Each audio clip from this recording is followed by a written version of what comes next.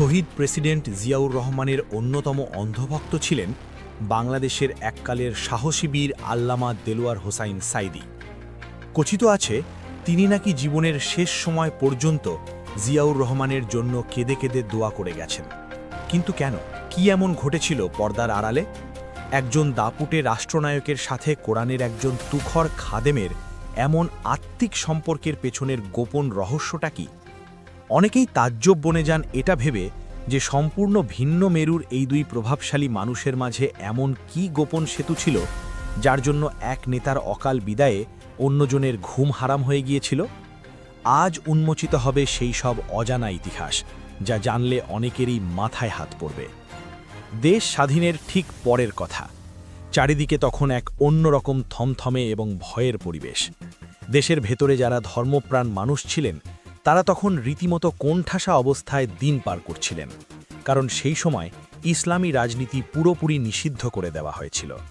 কেউ প্রকাশ্যে কোরআনের কথা বা ধর্মের কথা বলে রাজনীতি করবে সেই সুযোগ একদম ছিল না। সাধারণ মানুষেরা তখন ভয়ে মুখ খুলতে পারতেন না। ঠিক সেই কঠিন এবং গুমোট সময়ে দেশের ক্ষমতার গদিতে বসলেন জিয়াউর রহমান। তিনি ক্ষমতায় এসেই বিশাল এক বাজিমাত করে বসলেন।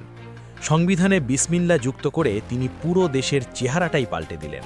শুধু তাই নয়, ইসলামী রাজনীতির বন্ধ থাকা দুয়ার তিনি একেবারে হাট করে খুলে দিলেন। এই একটা সিদ্ধান্ত বিরোধীদের জন্য ছিল এক চরম দাঁত ভাঙা জবাব। যারা ভেবেছিল এদেশ থেকে ধর্মের নাম মুছে ফেলা যাবে, জিয়াউর রহমান তাদের রীতিমতো ঘোল খাইয়ে দিলেন। আল্লামা সাঈদী জিয়ার এই সাহসী পদক্ষেপে রীতিমতো অবাক হয়ে গিয়েছিলেন। তিনি খুব ভালো করেই বুঝতে পেরেছিলেন এই দাপুটে নেতাই পারবেন ইসলাম বিরোধীদের শেকড় উপড়ে ফেলতে। যিনি এত বড় ঝুঁকি নিয়ে এমন একটা দাবার চাল চালতে পারেন, তিনি যে সাধারণ কেউ নন সেটা সাঈদী হুজুর ঠিকই আঁচ করতে পেরেছিলেন। মূলত জিয়ার এই এক চালেই সাঈদী তার অন্ধ ভক্তে পরিণত হন। মানুষ যখন রাস্তায় বেরিয়ে নিজের মনের কথা বলতে পারত না, তখন জিয়াউর রহমান এক জাদুর কাঠির মতো কাজ করলেন। তিনি এমন এক সিদ্ধান্ত নিলেন যা দেশের সব মানুষের মুখে হাসি ফুটিয়ে তুলল। সাধারণ মানুষ যারা ধর্মকর্মে বিশ্বাসী ছিলেন তারা জিয়ার এই পদক্ষেপে আনন্দে কেঁদে ফেলেছিলেন। আর সাঈদী হুজুর, যিনি সব সময় কোরআনের কথা বলতে ভালোবাসতেন, তার জন্য এর চেয়ে বড় উপহার আর কি হতে পারে? এমনকি সেই সময়কার অবস্থা এতই খারাপ ছিল যে সাধারণ মানুষ মন খুলে কথা বলতেও ভয় পেত। কিন্তু জিয়াউর রহমান যখন সব বাধা ভেঙে দিলেন, তখন কোরআনের ময়দানে যারা কাজ করতেন তারা যেন নতুন করে প্রাণ ফিরে পেলেন। সাঈদী হুজুর অবাক বিস্ময়ে দেখলেন ক্ষমতার গদিতে বসে একজন মানুষ কিভাবে বুক চিতিয়ে লড়াই করতে পারে। সাঈদী বুঝতে পারলেন এই সেই সাহসী বীর যিনি দেশের বুক থেকে সব ময়লা পরিষ্কার করে দেবেন। জিয়ার এই তাক লাগানো কাজে সাঈদী এতটাই মুগ্ধ হয়েছিলেন যে তিনি আজীবনের জন্য এই নেতার প্রশংসায় পঞ্চমুখ হয়ে যান। এই কারণেই সাঈদী হুজুর তার প্রায় প্রতিটি কথাতেই জিয়ার এই বিশাল উপকারের কথা মনে করিয়ে দিতেন। শুধু কি দেশের ভেতরেই চমক দেখিয়েছেন জিয়াউর রহমান? মোটেও না। আন্তর্জাতিক অঙ্গনেও তিনি এমনভাবে ছক্কা হাঁকিয়েছিলেন যা দেখে গোটা বিশ্ব তাজ্জব হয়ে গিয়েছিল। দেশ স্বাধীনের পর আরব বিশ্ব এবং মধ্যপ্রাচ্যের দেশগুলোর সাথে বাংলাদেশের সম্পর্ক খুব একটা ভালো ছিল না। অনেকেই তখন বাংলাদেশকে পাত্তা দিতে চাইত না। কিন্তু জিয়াউর রহমান ক্ষমতায় আসার পর দৃশ্যপট পুরোপুরি বদলে গেল। তিনি বড় বড় মুসলিম দেশের সাথে অত্যন্ত শক্ত হাতে সম্পর্ক করে তুললেন। আরব দেশের নেতারা যখন দেখলেন বাংলাদেশের নেতা জিয়াউর রহমান তাদের সাথে সমান তালে কথা বলছেন, তখন তারাও অবাক হয়ে গেলেন। এর আগে কেউ এভাবে তাদের সামনে গিয়ে দেশের মানুষের জন্য এত বড় সুযোগ চাইতে পারেনি। মুসলিম দুনিয়ার বাঘা বাঘা নেতাদের সাথে তিনি এমন এক দাপট দেখিয়েছিলেন যা ছিল এদেশের জন্য এক বিশাল আশীর্বাদ। আরব দেশগুলোতে এদেশের লাখ লাখ শ্রমিকের কাজের সুযোগ করে দিয়ে তিনি যে বড় কাজ করেছিলেন তা বিরোধীদের চরম লজ্জায় ফেলে দিয়েছিল। আন্তর্জাতিক অঙ্গনে বিরোধীদের রীতিমতো নাকানি চুবানি খাইয়ে তিনি প্রমাণ করেছিলেন বাংলাদেশ কারো কাছে মাথা নত করবে না। আল্লামা সাঈদী জিয়ার এই কাজ দেখে প্রবলভাবে মুগ্ধ হয়েছিলেন। সাঈদী মনে করতেন মুসলিম দুনিয়ার সাথে বাংলাদেশের এই যে গভীর সম্পর্ক, তার সবটুকু কৃতিত্ব কেবল জিয়াউর রহমানের। জিয়াউর রহমান তাদের বোঝাতে পেরেছিলেন যে বাংলাদেশ একটি সত্যিকারের মুসলিম দেশ এবং এখানকার মানুষ অনেক পরিশ্রমী। এছাড়া সাঈদী হুজুর প্রায়ই তার বিভিন্ন ময়দানে হাঁটে হাঁড়ি ভাঙার মতো করে বলতেন, জিয়াউর রহমান যদি মধ্যপ্রাচ্যের দরজা না খুলতেন তবে এদেশের লাখো কোটি মানুষের পেটে ভাত জুটত না। এই যে আজ গ্রামের পর গ্রাম মানুষ ভালো আছে, তারা বিদেশে গিয়ে কাজ করে দেশে টাকা পাঠাচ্ছে, এর পেছনে জিয়ার সেই বড় সিদ্ধান্তটাই কাজ করেছে। সাইদি বুঝতে পেরেছিলেন বিশ্ব দরবারে নিজেদের পাল্লা ভারী করতে হলে জিয়ার মতো একজন তুখর নেতার বড়ই প্রয়োজন। এই দাপুটে নেতা মুসলিম দুনিয়ার নেতাদের চোখে চোখ রেখে কথা বলতেন। তিনি কখনো কারো সামনে মাথা নিচু করতেন না। তার এই সাহসী রূপ সাইদিকে খুব টানত।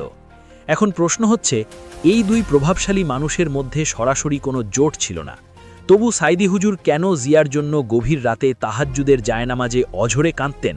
মূলত এর পেছনে লুকিয়ে আছে এক গভীর আবেগ এবং অজানা ইতিহাস। সাইদি খুব ভালো করেই জানতেন জিয়াউর রহমান বাইরের দেশের দাদাগিরির মুখে কিভাবে এক হাত নিয়ে ঝামা ঘষে গিয়েছিলেন। দেশের স্বাধীনতা এবং ইসলামকে বাইরের শকুনের হাত থেকে বাঁচাতে গিয়ে জিয়া যেভাবে নিজের জীবনের ঝুঁকি নিয়েছিলেন তা সাইদির মনে গভীর দাগ কেটেছিল। এই দাপুটে নেতা কোনোদিন কারো রক্তচক্ষুকে ভয় পাননি। এই দেশ এবং দেশের মানুষের জন্য কাজ করতে গিয়েই তাকে এক অকাল বিদায় নিতে হয়েছিল। ষড়যন্ত্রকারীরা তাকে চিরতরে দুনিয়া থেকে সরিয়ে দিয়েছিল। মাঝরাতে যখন সবাই ঘুমে আচ্ছন্ন থাকত, তখন সাইদি হুজুর জায়নামাজে বসে অঝরে কাঁদতেন। তার এই কান্না কোনো সাধারণ কান্না ছিল না। তিনি আল্লাহর কাছে দুই হাত তুলে বলতেন, আল্লাহ, তুমি জিয়ার মতো নেতাকে জান্নাত নসিব করো। কারণ তিনি জানতেন জিয়াউর রহমান দেশের জন্য কতটা দরদ বুকে নিয়ে ঘুরে বেড়িয়েছেন। যখন জিয়াকে দুনিয়া থেকে সরিয়ে দেওয়া হলো, তখন সাইদি হুজুর যেন নিজের একজন আপন মানুষকে হারিয়েছিলেন। তিনি বিভিন্ন জায়গায় গিয়ে মানুষকে বোঝাতেন যে জিয়াউর রহমান কোনো সাধারণ মানুষ ছিলেন না। সাইদি হুজুর জিয়ার এই অকাল বিদায়কে সাধারণ কোনো বিদায় মনে করতেন না। তিনি বিশ্বাস করতেন যিনি কোরআন এবং দেশের জন্য কাজ করে চিরবিদায় নেন, তিনি একজন সত্যিকারের বীর এবং শহীদ। এই ভালোবাসা এবং গভীর বিশ্বাস থেকেই তিনি লাখো জনতার সামনে দাঁড়িয়ে জিয়ার জন্য দোয়া করতেন। তার এই প্রকাশ্য ভালোবাসা বিরোধীদের জন্য চরম অস্বস্তির কারণ হয়ে দাঁড়িয়েছিল। সাইদি বলতেন, জিয়াউর রহমান যদি দেশের হাল না ধরেন, তবে বাংলাদেশ হয়তো অন্য কোনো দেশের গোলামে পরিণত হতো। সময় গড়িয়ে যায়, রাজনীতির মাঠে পরিস্থিতি পাল্টাতে থাকে। ক্ষমতার মঞ্চে শেখ হাসিনা সরকার বসার পর শুরু হলো অন্যরকম খেলা। সাইদি হুজুরের আকাশছোঁয়া জনপ্রিয়তা তাদের জন্য আক্ষরিক অর্থেই বিশাল গলার কাঁটা হয়ে দাঁড়িয়েছিল। সাইদি বাইরে থাকলে মানুষের মনে জিয়ার সেই সত্য ইতিহাস বারবার মনে করিয়ে দেবেন, এটা সরকার কোনোভাবেই মেনে নিতে পারছিল না। তাই তাকে রাজনৈতিকভাবে কবজা করার জন্য শুরু হলো চরম দুশ্মনী। সাইদিকে সাইজ করার জন্য তার নামে এমন সব অভিযোগ আনা হলো যা শুনে গোটা দেশের মানুষ রীতিমতো বনে গিয়েছিল। কারণ হাসিনার সরকারের একটাই উদ্দেশ্য ছিল যে এই বাঘকে খাঁচায় বন্দি করে তার কণ্ঠ চিরতরে বন্ধ করে দেওয়া। হাসিনা সরকার খুব ভালো করেই জানত এই তুখর নেতা জেলের বাইরে স্বাধীন থাকলে তাদের রাতের ঘুম হারাম হয়ে যাবে। এরপর শুরু হলো এক দীর্ঘ অন্ধকার সময়। জেলের চার দেওয়ালের ভেতরের কাহিনী ছিল আরও বেশি করুণ। সাইদিকে সরাসরি গায়ে হাত তোলা হয়নি ঠিকই, কিন্তু চিকিৎসার নামে চরম অবহেলা করে তাকে নাস্তানাবুদ করার এক নিখুঁত ছক কষা হয়েছিল। একজন বয়স্ক এবং হার্টের গুরুতর রোগীকে সঠিক সময়ে চিকিৎসা না দিয়ে দিনের পর দিন ধুকে ধুকে অকাল বিদায়ের দিকে ঠেলে দেওয়া হলো।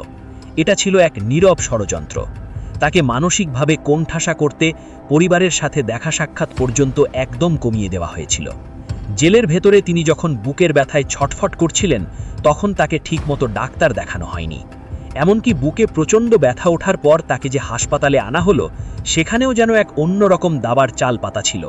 হাসপাতালে আনার পর তাকে সুচিকিৎসা থেকে বঞ্চিত করে উচিত শিক্ষা দেওয়ার চেষ্টা করা হয়। পরিস্থিতি এতটাই অমানবিক ছিল যে তার আপন ছেলে পর্যন্ত বাবার কাছে গিয়ে শেষবারের মতো একটা কথাও বলার সুযোগ পায়নি। এভাবেই নানা নির্যাতনের শিকার হয়, এককালে চিরবিদায় নেন সাইদি। কিন্তু ক্ষমতাসীনদের দাপট সেখানেই শেষ হয়নি। তার শেষ বিদায়েও ঢাকায় কোনো জানাজা পড়তে দেওয়া হয়নি। লাখো ভক্তের ভালোবাসাকে পায়ে পিষে রাতের অন্ধকারে কড়া পাহারায় তড়িঘড়ি করে তাকে দাফন করা হয়। এভাবেই ক্ষমতার অপব্যবহার করে একজন সাহসী বীরকে দুনিয়া থেকে চিরতরে সরিয়ে দেওয়া হয়। কিন্তু যারা ক্ষমতার জোরে এমন দাবার চাল চেলেছিল, তারা হয়তো বুঝতে পারেনি যে সাইদি মানুষের হৃদয়ে চিরকাল বেঁচে থাকবেন।